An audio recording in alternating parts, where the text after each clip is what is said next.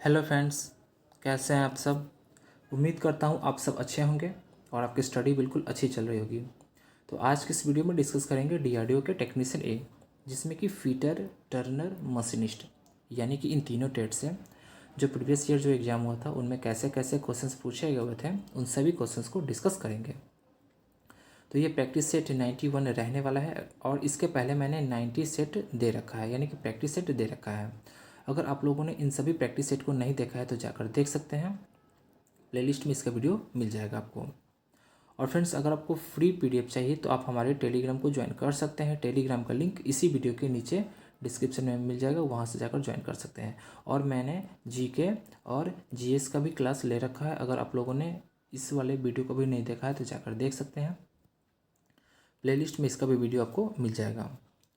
तो फ्रेंड्स, अगर आपकी तैयारी पक्की होगी तो आपकी सिलेक्शन भी पक्की होगी। तो आइए अब स्टार्ट करते हैं। तो क्वेश्चन नंबर फर्स्ट है, इंजेक्टर पर किया जाने वाला टेस्ट है। तो इसका राइट आंसर हो जाएगा ऑप्शन ए, यानी कि ये सभी। अब देख लेते हैं कौन कौन सा है। तो एक है प्रेशर टेस्ट है, एक है स्प्रे टेस्ट है, एक है लीक टेस्ट है, यानी कि तीनों टेस्ट हैं। और ये जो प्रश्न है 2016 में पूछा गया हुआ प्रश्न है। अब जो इम्पोर्टेंट पॉइंट है उन सभी को डिस्कस कर लेते हैं। जैसे इंजेक्टर्स को टेस्ट करने की निम्नलिखित विधियाँ हैं, कौन कौन सी हैं। एक है प्रेशर टेस्ट है, एक लीक टेस्ट है, एक स्प्रे टेस्ट है। अगला क्वेश्चन है क्वेश्चन नंबर सेकंड, एक स्केल जिसके दो अंशांकन के बीच की दूरी उस अंशांकन के मान के समानुपाती हो तो वह स्केल कहलाती है। तो इसका राइट आंसर हो जाएगा ऑप्शन बी, यानी कि रेखीय स्केल कहलाती है। और ये जो प्रश्न है 2016 में पूछा गया हुआ प्रश्न है। अब जो इम्पोर्टेंट पॉइंट है उन सभी को डिस्कस कर लेते हैं। जैसे एक स्केल जिसके दो अंशांकन के बीच की दूरी उस अंशांकन के मान के समानुपाती हो तो रेखीय स्केल कहलाता है। अगला क्वेश्चन है क्वेश्चन नंबर थर्ड, छोटे नाप के ड्रिल चिन्हित नहीं होते एवं उनके नाप किसके प्रयोग से जाने जाते हैं। तो इसका राइट आंसर हो जाएगा ऑप्शन सी, यानी कि ड्रिल गेज के प्रयोग से जाने जाते हैं। और ये जो प्रश्न है 2017 में पूछा गया हुआ प्रश्न है। अब जो इम्पोर्टेंट पॉइंट है उन सभी को डिस्कस कर लेते हैं। जैसे छोटे नाप के ड्रिल चिन्हित नहीं होते हैं एवं इनके नाप ड्रिल गेज के प्रयोग से जाने जाते हैं। ड्रिल गेज के मार्गदर्शन द्वारा सटीक ड्रिलिंग तथा स्थान प्राप्त होता है। अगला क्वेश्चन है question number fourth, spark plug का कौन सा मुख्य भाग है, यानी कि आपको मुख्य भाग बताना है। तो इसका राइट आंसर हो जाएगा ऑप्शन डी, यानी कि उपरोक्त सभी सही है। अब देख लेते हैं कौन कौन सा है। तो इंसुलेटर है, दूसरा टर्मिनल है, तीसरा सेंट्रल इलेक्ट्रोड है। अब देख लेते हैं जो इंपॉर्टेंट पॉइंट है उन सभी को डिस्कस कर लेते हैं। उसका पहले देख लेते हैं ये कब पूछा गया प्रश्न है। तो 2016 में पूछा गया हुआ प्रश्न है। अब जो इंपॉर्टेंट पॉइंट है वहाँ से बहुत सारे प्रश्न आपको क्लियर हो ही जाएगा। जैसे स्पार्क प्लग का मुख्य भाग है, कौन कौन से होते हैं इन सभी के बारे में देख लेते हैं। जैसे एक होता है इंसुलेटर होता है, एक होता है टर्मिनल होता है, एक सेंटर इलेक्ट्रोड होता है, एक होता है ग्राउंड इलेक्ट्रोड होता है, एक होता है गैस्केट वाशर होता है, एक होता है सीलिंग रिंग होता है। तो ये सभी जो दिए गए हैं स्पार्क प्लग के मुख्य भाग के नाम दिए गए हैं। अगला क्वेश्चन है क्वेश्चन नंबर 5, एक जॉइंट होता है जिसमें मेंबर्स एक ही प्लेन में होते हैं, इस जॉइंट को क्या कहते हैं। तो इसका राइट आंसर हो जाएगा ऑप्शन ए, यानी कि बट जॉइंट कहते हैं। और ये जो प्रश्न है 2018 में पूछा गया हुआ प्रश्न है। अब जो इम्पोर्टेंट पॉइंट है उसको भी डिस्कस कर लेते हैं। जैसे बट जोड़ में जोड़े जाने वाले मेंबर्स एक ही प्लेन में होते हैं क्योंकि बट जोड़ में दो किनारों को जोड़ा जाता है। अगला क्वेश्चन है क्वेश्चन नंबर 6, निम्न में से कौन सा वेल्डिंग दोष नहीं है। तो इसका राइट आंसर हो जाएगा ऑप्शन सी, यानी कि चील, यानी कि जो चील है वो वेल्डिंग दोष नहीं है।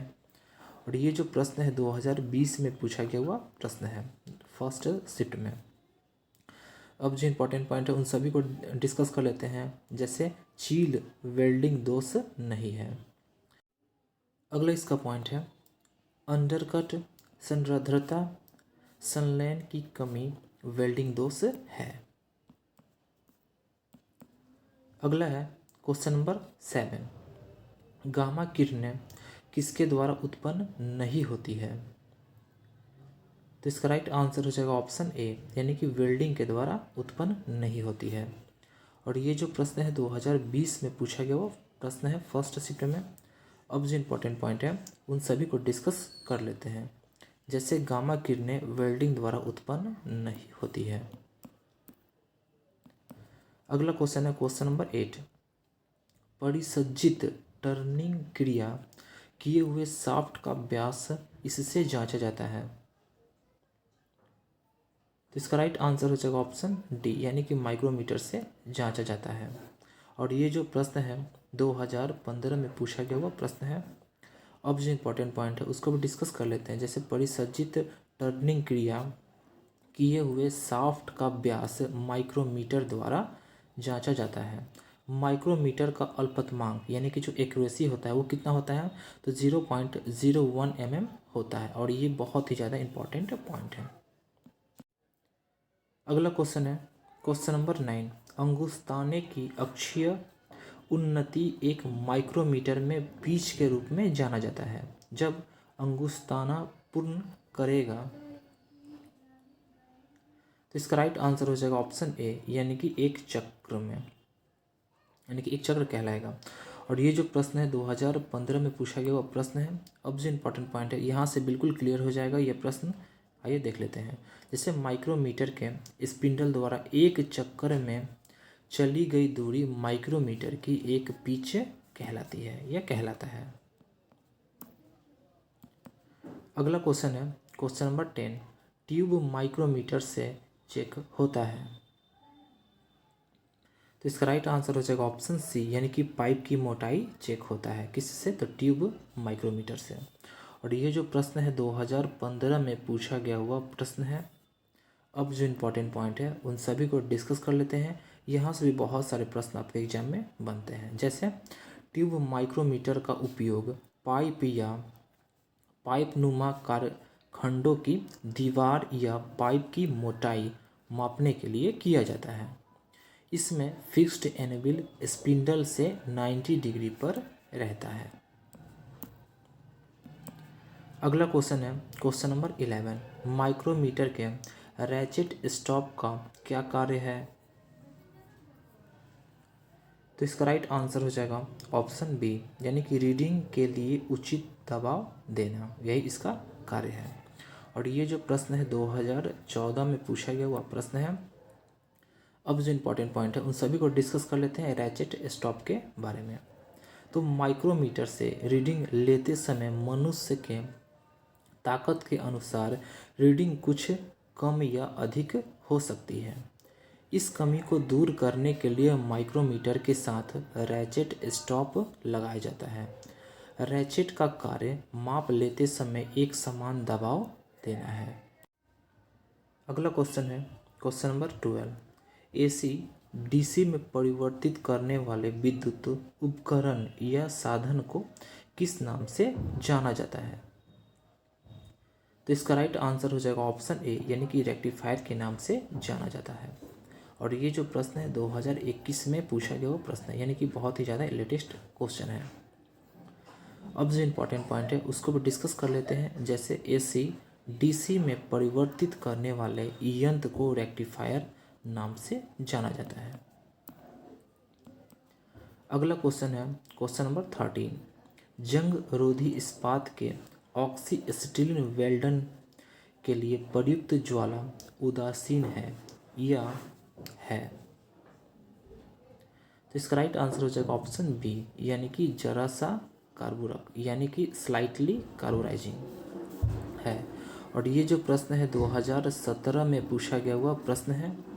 अब जो इम्पोर्टेंट पॉइंट है उन सभी को डिस्कस कर लेते हैं। जैसे जंग रोधी इस्पात के ऑक्सी एसिटिलीन वेल्डन के लिए प्रयुक्त ज्वाला उदासीन या जरा सा कार्बुरक होता है। अगला क्वेश्चन है क्वेश्चन नंबर 14। निम्नलिखित में से अंतरण की कौन सी विधि उच्च अवकीर्ण दे सकती है? इसका राइट आंसर हो जाएगा ऑप्शन ए, यानी कि गोलाकार व लघु पथक। और ये जो प्रश्न है 2017 में पूछा गया हुआ प्रश्न है।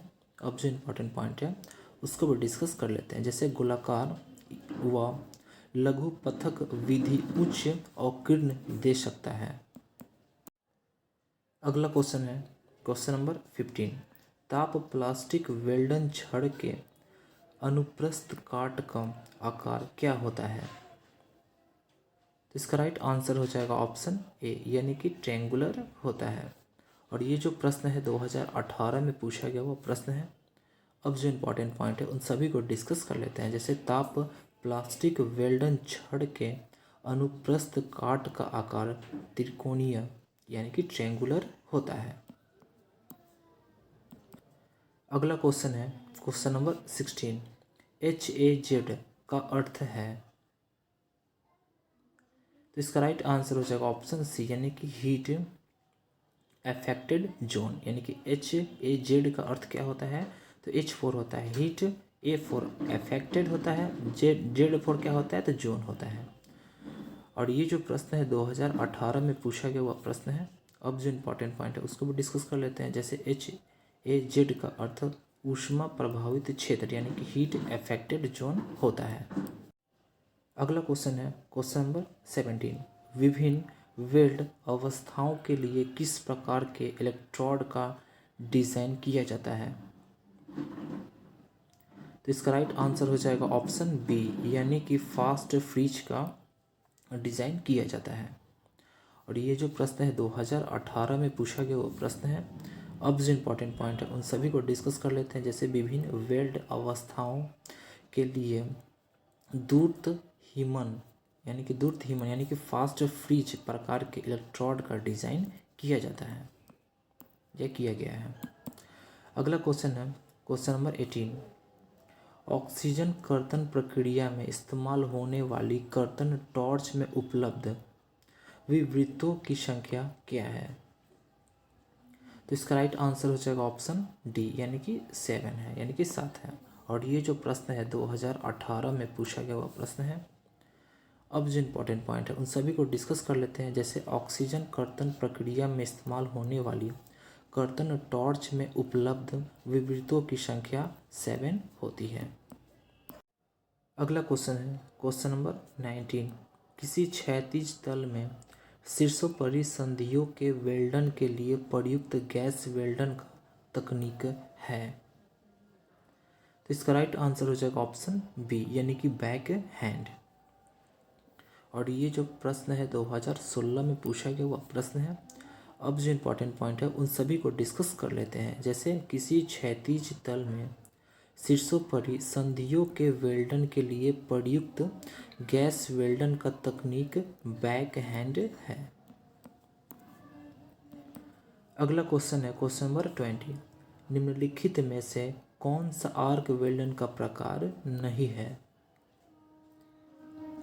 तो इसका राइट आंसर हो जाएगा ऑप्शन डी, यानी कि एयर एसिटिलीन, ये नहीं है। और ये जो प्रश्न है 2018 में पूछा गया हुआ प्रश्न है। अब जो इम्पोर्टेंट पॉइंट है उन सभी को डिस्कस कर लेते हैं। जैसे वायु एसिटिलीन वेल्डन आर्क वेल्डिंग का प्रकार नहीं है। तो फ्रेंड्स आज के लिए इतना ही। वीडियो कैसा लगा? अगर आपको वीडियो अच्छा लगा हो तो वीडियो को लाइक करें, चैनल को सब्सक्राइब करें और बेल आइकन को दबाएं ताकि नोटिफिकेशन आपको टाइम से मिल सके और आप अपडेट रह सकें। और फ्रेंड्स अगर आपको फ्री पीडीएफ चाहिए तो आप हमारे टेलीग्राम को ज्वाइन कर सकते हैं। टेलीग्राम का लिंक इसी वीडियो के नीचे डिस्क्रिप्शन में मिल जाएगा, वहाँ से जाकर ज्वाइन कर सकते हैं। और फ्रेंड्स अगर आप लोगों ने खजाने वाले वीडियो को नहीं देखा है तो जाकर देख सकते हैं। यहाँ से 5 से 6 नंबर तो पक्के आपके आएंगे ही आएंगे, इसीलिए इस वाले वीडियो को एग्ज़ाम से पहले ज़रूर से ज़रूर देख लें। और ये सभी ट्रेडों के लिए है। Okay friends, thanks for watching.